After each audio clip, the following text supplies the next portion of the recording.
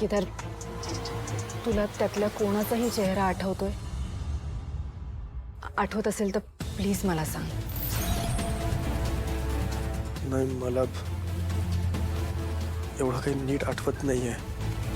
मला का असं वाटतंय तुम्ही दोघंही माझ्यापासून काहीतरी लपवताय? केदार प्लीज, खरं काय ते प्लीज सांग, माझ्याशी खोटं बोलू नकोस.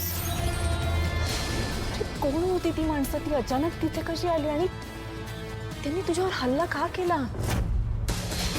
केदार, तू भाऊ आहेस माझा, आणि ज्यांनी तुझ्यावर हल्ला केला त्यांना शिक्षा मिळाली नको?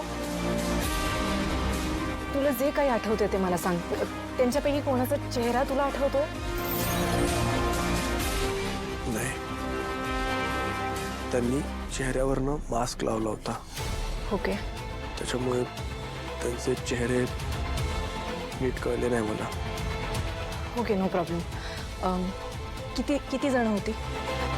7-8 माणसं होती. 7-8 माणसं. आणि मी आश्रमातून निघालो ओके तेव्हा ते माझा पाठलाग करत होते. ओके. आणि मग त्यांनी माझी वाट अडवली, माझ्यावर हल्ला सुरू केला. त्यांच्याकडे काय शस्त्र होती? म्हणजे वेपन्स काय होते त्यांच्याकडे? काठ्या होत्या आणि हॉकी स्टिक्स होत्या. ओके. तू म्हणालास ते बाईकवरनं आले होते, राईट? बाईकचा नंबर आठवतो?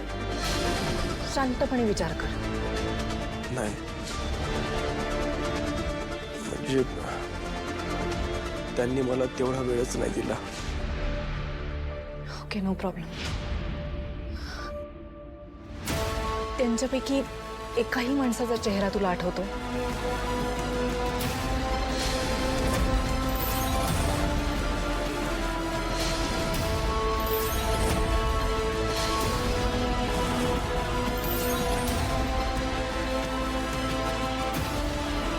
नाही.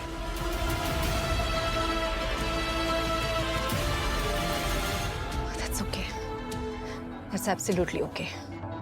तू आत्ता शुद्धीत आलायस, तुला स्ट्रेस देऊनही काही पॉइंट नाहीये. पण केदार, जर तुला काहीही आठवलं तर तडक मला फोन करशील. हां, मी कमिशनर सरांशी बोलून घेईन. ओके? मी घरनं डबा मागवलाय, तो त्याला देशील. हो. केदार, ॲक्च्युली मला थांबायचं होतं, पण ऑफिसमध्ये एक इम्पॉर्टंट मीटिंग आहे, सो मला जावं लागेल. थँक्यू.